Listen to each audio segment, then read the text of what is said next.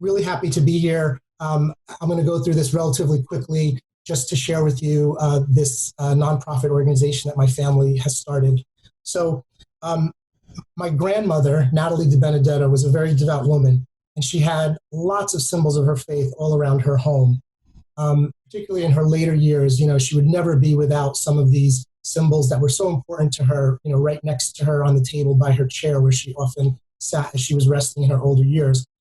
And when she passed away at the age of 95 in 2009, when my uncle was cleaning out her home, he said, "I don't know what to do with all this stuff. Do you want it?" And kind of sentimental about things. So I just said, "Sure, I'll take it." And I realized, over the years, I just kept moving around this box of religious items from my grandmother, from closet to closet, drawer to drawer. There were really just 3 important items that I needed to keep, and I didn't need everything else and didn't know what to do with them. So I started to wonder how many other people have extra devotional items like this around their years, collected over the years, unused in boxes and drawers and closets. I wondered how many other people like my grandmother have collected these things and pass away, and their family doesn't know what to do with these things and maybe just simply discard them. And then I also wondered how many people have Bibles, prayer cards, and other types of inspirational items tucked away. And I wondered how many of these could be put to better use than being discarded. So I learned that there are missionary groups and other organizations that will gladly accept these items to help with their discipleship efforts, both close to home and also around the world. I also learned that there are prison ministries that often look for these kinds of items that help so that they can share them with the prisoners that they serve.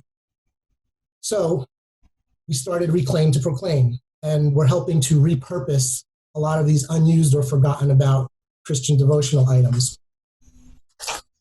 So basically, just as a real overview, we're accepting donations of things like rosary beads, Bibles, religious books, prayer cards and pamphlets, crosses, other small religious articles, and also financial donations to help cover administrative and shipping costs.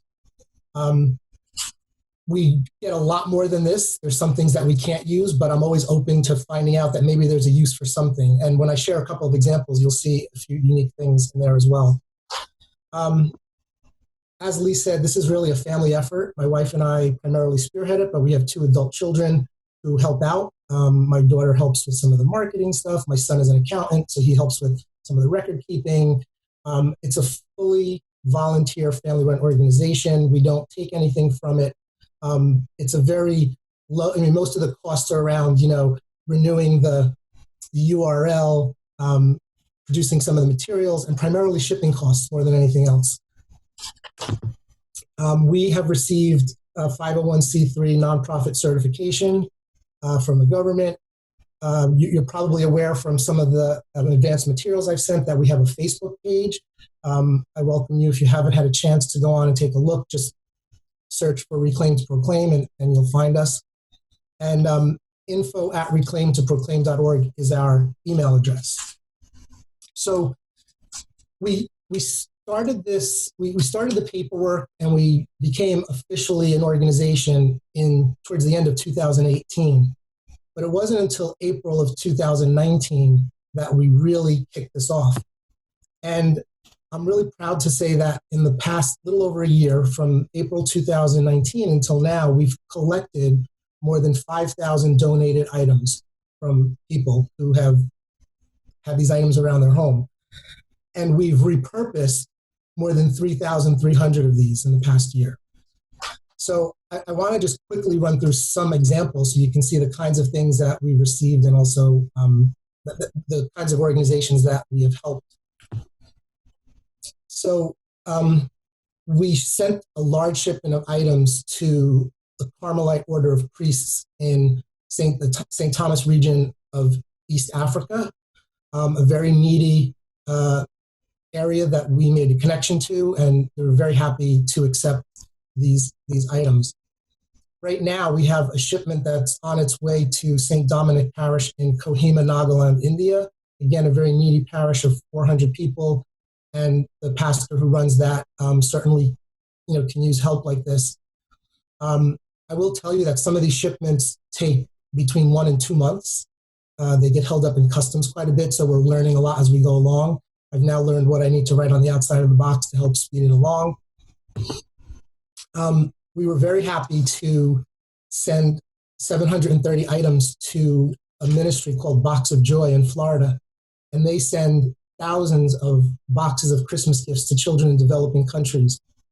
And when we connected with them, they thought it would be a great idea if they could include a small religious item. So we packaged up many items, and we're looking forward to sending them hopefully an even larger shipment in October or November of this year. You may have heard about the fire in Patterson, New Jersey last September, where the 50 residents lost everything. And I read an article about it, and I saw the list of things that they needed. And aside from, of course, all the daily necessities, I saw Bibles on the list. It jumped out at me that many of them lost their precious Bibles and other items that were dear to them. So I put 50 Bibles, 50 rosary beads in the car on the way to work, was able to drop them off for those residents there. You also may have heard about the devastating fire at Blessed Sacrament Parish in Franklin Lakes. And believe it or not, we actually had these donations of priest vestments from an order of sisters, the Dominican Sisters of Caldwell, who have made several donations of items to us. And I wasn't sure I could ever really use these in any way, but then, of course, connected with the pastor there, and they could use priest vestments like this after the fire to help replenish. So we dropped them off there as well. We've received donations of military Bibles and have connected with an Army chaplain, and are helping him to share these materials with the Army teams that he works with. We recently sent a large shipment of books to the Prison Book Project, another Florida organization that helps to share inspirational items and touch lives behind bars. And the last example I wanted to share is most recently, we learned about a director of nursing at Jersey City Medical Center who said that there are many COVID patients who could use items like this, and was collecting them from people in the Randolph area. And we have a friend who lives there, so we made the connection, and we were able to do a safe and socially distanced handoff of these bag of items to get them to the patients who they would be very meaningful for at the medical center, at Jersey City Medical Center. So the kind of help that we look for is, first and foremost, we look for people to donate extra items to us that they might have around the house. And, that can help us to repurpose them to organizations like I just shared with you. As I said, we also very much welcome financial donations to help with the administrative costs and some of these shipments, which could run well over $100 per box, going especially to other countries.